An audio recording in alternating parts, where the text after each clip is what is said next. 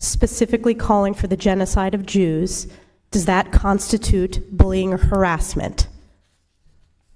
If it is directed and severe or pervasive, it is harassment. So the answer is yes. It is a context-dependent decision, Congresswoman. It's a context-dependent decision. That's your testimony today. Calling for the genocide of Jews is depending upon the context. If the Yes speech or no? if the speech becomes conduct, it can be harassment. Yes. Conduct meaning committing the act of genocide? Ain't nothing changed, nothing new here to see. This ain't nothing but some political maneuvering. America, welcome to the eulogy, eat it up. It's called political buffoonery. Hey there, everybody, and welcome to This Week in DUMBmocracy, where we showcase some of the dumbest newsmakers of the week. For years now, we've seen the erosion of free speech and diversity of thought on college campuses. But through the efforts of people like Steven Crowder and Ben Shapiro, we've seen things are even worse than we anticipated. We've seen institutions of higher learning capitulating to mobs who actively seek to suppress free speech and diversity of thought. Because if you're not towing the progressive line, you're doing wrongthink. You're committing violence. You're being oppressive. You've heard all the buzzwords before. But what happens when these champions of the oppressed turned into the oppressors themselves? Well, if you listen to these university presidents from Harvard and MIT and UPenn, all of a sudden they've discovered context. Context is now important to these people because of a double standard, and at least one of these three heads of institutions has gotten the boot because of this double standard. We're going to look back at the disturbing testimony from these presidents of institutions of higher learning before the House Education Committee. But before we do that, please subscribe to the channel, hit that notification bell so you don't miss any of the shows. And if you like what you see and hear in this or any of our other videos, smash that thumbs up button, like, comment, share the show with your friends, all that good stuff, because it all feeds that YouTube algorithm. What? Feed me! Okay. Thank you guys so much for getting the show out there to new people, helping spread the show either through liking or commenting or sharing. Whatever you're doing, keep up doing what you're doing. And all you new people out there coming to the show for the first time, I would love to earn your subscription. So thank you, everybody, for coming to the show and for doing what you're doing. The House Education Committee took testimony from these three presidents of Harvard, UPenn, and MIT, respectively, concerning the growing rampant antisemitism going on college campuses. Let me give you a sample of what they're seeing.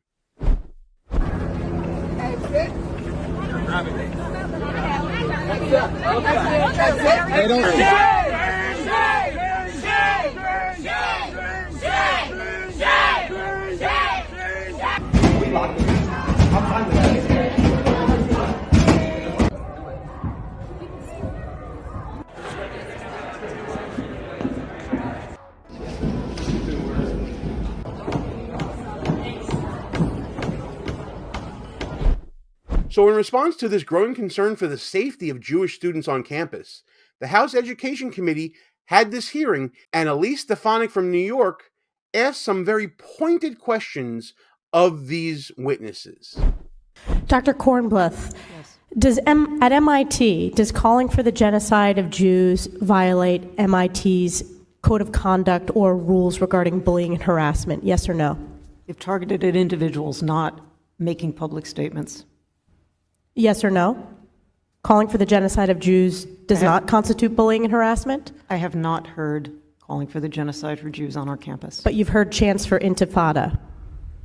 I've heard chants, which can be anti-Semitic depending on the context, when calling for the elimination of the Jewish people. So that's interesting. The term intifada requires context, according to Ms. Kornbluth here from MIT. Let's look up the definition of the word, shall we?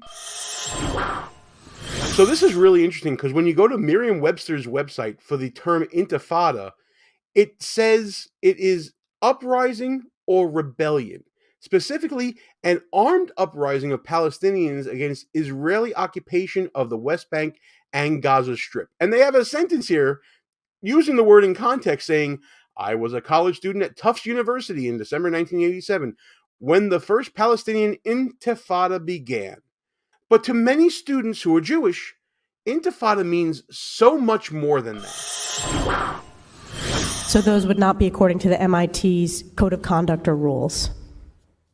That would be investigated as harassment if pervasive and severe. Ms. McGill, at Penn, does calling for the genocide of Jews violate Penn's rules or code of conduct? Yes or no? If the speech turns into conduct, it can be harassment. What does that even mean? Wait a minute here. So the use of the term intifada or calling for the genocide of a people requires conduct? So you have to actually do the act of genocide, or you have to do the act of armed rebellion in order to get chastised at UPenn? That doesn't make any sense. Specifically calling for the genocide of Jews, does that constitute bullying or harassment? If it is directed and severe or pervasive, it is harassment.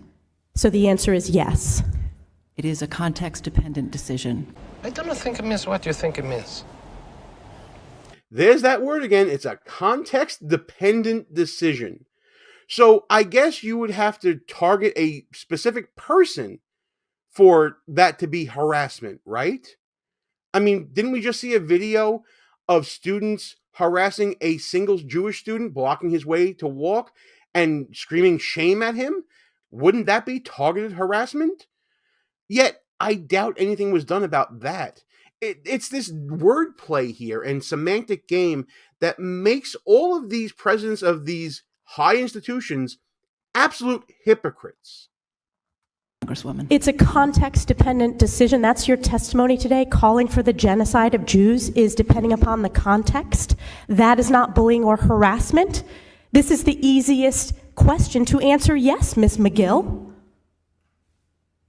So is your testimony that you will not answer yes? If it if the Yes speech or no? becomes if the speech becomes conduct, it can be harassment. Yes. So for the speech about intifada and genocide, if they start doing intifada and genocide, then it's harassment. I think it's a little bit more than that. Conduct meaning committing the act of genocide? The speech is not harassment? This is unacceptable, Ms. McGill. I'm going to give you one more opportunity for the world to see your answer. Does calling for the genocide of Jews violate Penn's code of conduct when it comes to bullying and harassment? Yes or no? Well, we're waiting. McGill is in a bind here because she's getting painted into a corner by Stefanik. She knows that these words are offensive and can be considered violence if you want to play the game of the left here. And it's wrong thing to try to put out there that Israelis and Jews should be wiped off the face of the earth. I think that's bad. I think we fought a war over that. But she's not saying the words when she knows in her heart what is wrong here. The policy of the institution should be, if you are threatening someone with genocide, you can't go to the school. You should be disciplined for that. Now, if you want to talk about the context of who's right and who's wrong in this conflict, reasonable people can do that without threatening genocide or violence against each other. They can have a discussion about it, possibly even, God forbid, in the context of a classroom moderated by a learned professor who is able to speak to both sides of the issue. But we don't see that on campuses anymore. Both sides of the issue only works when someone from the left says we need to look at context. Because if normal people say, well, look at the context of this situation, if you're not on the left, you're doing wrongthink, you're committing violence, you're oppressing. Can be harassment. The answer is yes. And Dr. Gay, at Harvard, does calling for the genocide of Jews violate Harvard's rules of bullying and harassment? Yes or no?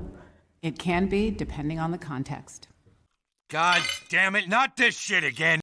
There's that word again. They love to talk about context now, but when a student makes the mistake of dead naming someone, or makes the mistake of using an improper pronoun, or commits some other act of violence that the left interprets to be so offensive and so oppressive, the context there doesn't matter at all, does it? But please, when people are being threatened with violence, we need to talk about the context of it all. What's the context? Targeted as an individual, at an individual. It's Severe, targeted at pervasive. Jewish students, Jewish individuals. Do you understand your testimony is dehumanizing them? Do you understand that dehumanization is part of anti-Semitism? Now, listen, I think we need to talk about the topic of the day. Do you agree with Elise Stefanik on this point? Or is she going too far because she's a government official trying to regulate speech on the campus of a private institution? They are allowed to make up their own rules. They don't have to follow the First Amendment necessarily. When conservatives were being shut out of campuses and being shouted down and being protested, like Steven Crowder, like Ben Shapiro, like Michael Knowles, calling for free speech on campus was sort of the default position of conservatives. But now it's not. Is this hypocritical by Stefanik? Let me know in the comments. I will ask you one more time. Does calling for the genocide of Jews violate Harvard's rules of bullying and harassment? Yes or no? Anti-Semitic rhetoric. When And is it crosses into anti-Semitic rhetoric? Anti-Semitic rhetoric, when it crosses into conduct that amounts to bullying, harassment, intimidation, that is actionable conduct, and we do take action. So the answer is yes, that calling for the genocide of Jews violates Harvard Code of Conduct, correct? Again, it depends on the context. It does not depend on the context. The answer is yes, and this is why you should resign. These are unacceptable answers across the board. What do you think? Are they unacceptable answers, or are they fair game in the context of the First Amendment? Let's talk about it after the break. Like what you see so far? Go ahead and smash that thumbs up button. Also, leave us a comment and tell us what you're thinking. And don't forget to subscribe so you never miss another show. Elise Stefanik was not done with the president of Harvard. Student calling for the mass murder of African Americans is not protected free speech at Harvard, correct? Our commitment to free speech... It's a yes or no question. Is that corrected? Is that okay for students to call for the mass murder of African Americans at Harvard? Is that protected free speech? Our commitment to free speech It's a yes or no extends- question. Again, they're trying to put it into context. This president of Harvard needs to add context and qualifications to her answer. If they're going to regulate speech, they're doing so only in one direction, it seems like. And I think that's the point Elise Stefanik is trying to make here. Going back to our topic of the day, Elise Stefanik is trying to get Harvard and all these other institutions to play even-handedly. If they're going to regulate speech, and that's their position, then they need to do so even-handedly when it goes one way or the other, whether it goes left or right. I think that's where she's coming from here. Now listen, I'm not a free speech absolutist necessarily, but I do think that if private institutions are going to be regulating speech like this, they should be called out when the regulations aren't applied even-handedly across the board based upon the ethnicity or the religious background of different groups. If it's good for the goose, it's good for the gander, and I think that's what Stefanik is trying to get to here. Let me ask you this. You are president of Harvard, so I assume you're familiar with the term intifada, correct? I've heard that term, yes. And you understand that the use of the term intifada in the context of the Israeli-Arab conflict is indeed a call for violent armed resistance against the state of Israel, including violence against civilians and the genocide of Jews. Are you?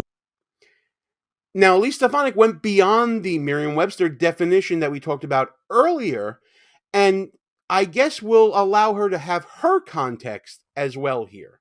Aware of that? That type of hateful speech is personally abhorrent to me. And there have been multiple marches at Harvard with students chanting, quote, "There is only one solution, intifada revolution," and, quote, "globalize the intifada." Is that correct? I've heard that thoughtless, reckless, and hateful language on our campus, yes. So basically, And we have video showing just that as well.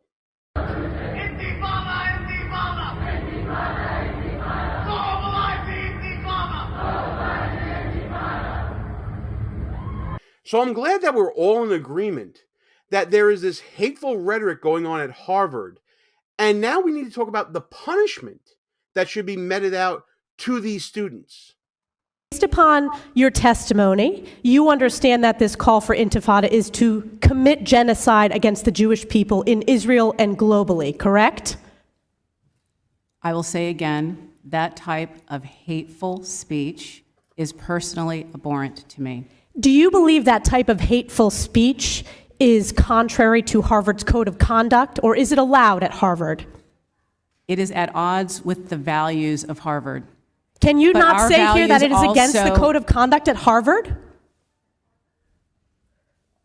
We embrace a commitment to free expression, even of views that are objectionable, offensive, hateful. It's when that speech crosses into conduct that violates our policies against bullying, harassment, Does that speech and not intimidation. cross that barrier? Does that speech not call for the genocide of Jews and the elimination of Israel? When You that speech- testify that you understand that is the definition of intifada. Is that speech according to the code of conduct or not?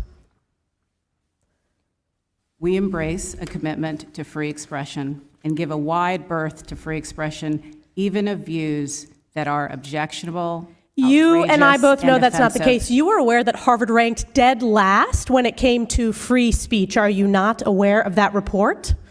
As I observed earlier, I reject that characterization. It's the of our data shows campus. it's true. And You know what? Let's check the data on that. From the Foundation for Individual Rights in Education, Harvard gets worst score ever in FIRE's college speech rankings. Now keep in mind, FIRE is a right-leaning organization, so take this with a grain of salt as always. Harvard is consistently ranked one of the best universities in the United States, but FIRE recently found itself in the odd position of giving this all-star academic school failing grades. Simply put, Harvard has never performed well in FIRE's college speech rankings, finishing below 75% of the schools surveyed in each of the past 4 years.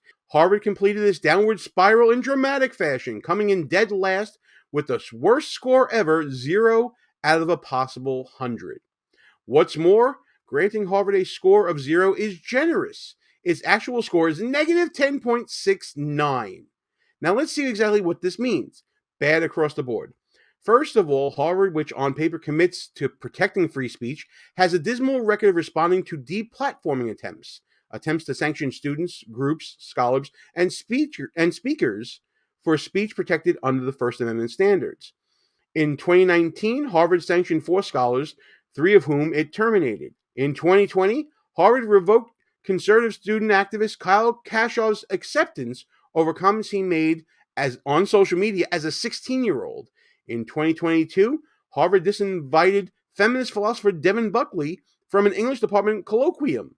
In 2019, Harvard was the site of a substantial event disruption when protesters interrupted a joint talk featuring former Harvard president Lawrence Bacow and Graduate School of Education Dean Bridget Terry Long by occupying the stage and refusing to leave. Harvard's speech policies leave a lot to be desired. The school earns FIRE's yellow light rating, including that it maintains policies that restrict some amount of protected expression, or that by virtue of their vague wording, Harvard could too easily use to restrict protected expression.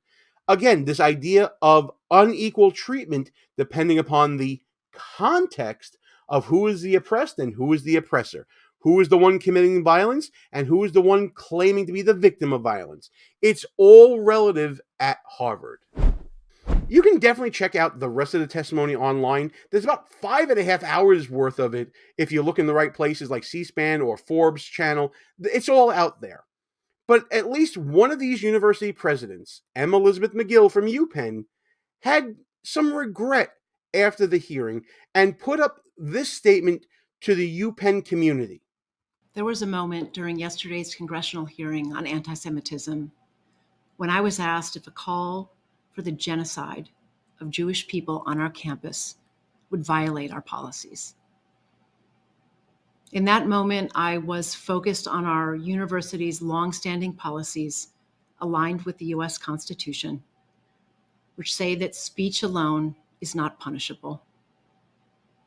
I was not focused on, but I should have been, the irrefutable fact that a call for genocide of Jewish people is a call for some of the most terrible violence human beings can perpetrate.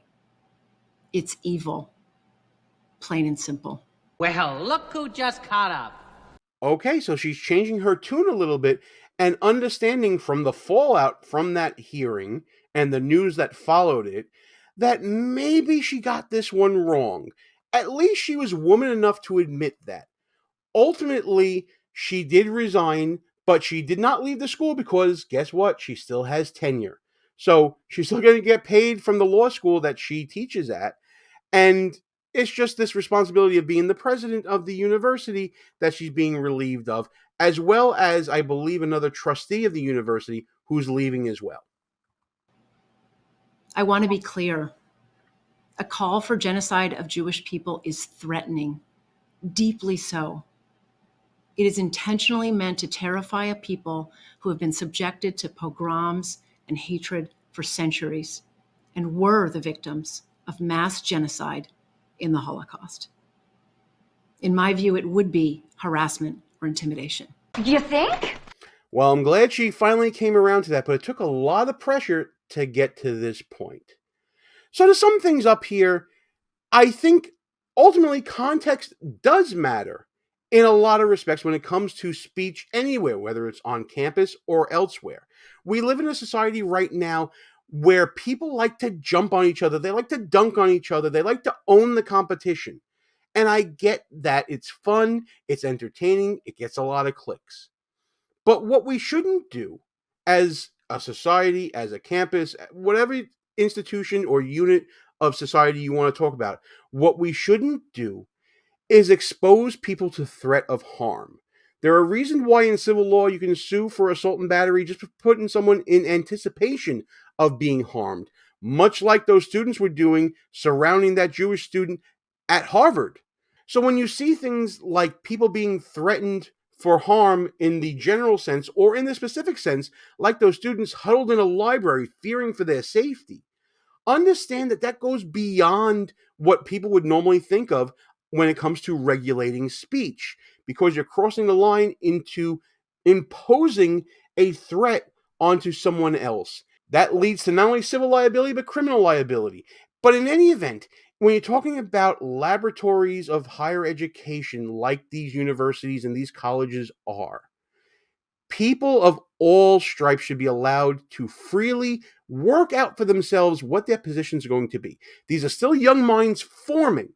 So while I understand that certain speech can be threatening and be beyond the pale when it comes to harassment and bullying, we must also recognize that there is this delicate balance at stake between free speech and personal safety. But hey, that's just my opinion. I want to know what you guys think about all this. Leave me a comment about the topic of the day. Whose side do you fall on? Are you with Elise Stefanik? Do you believe context matters? Is there some sort of synthesis that we can do to satisfy both sides, where threats of violence or anticipation of violence can be actionable while free speech can still be protected? Let's talk about this and any other shenanigans and buffoonery that you see every day going on this week in DUMBmocracy.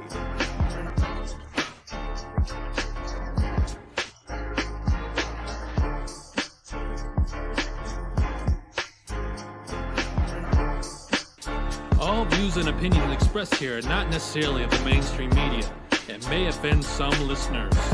It's called political buffoonery.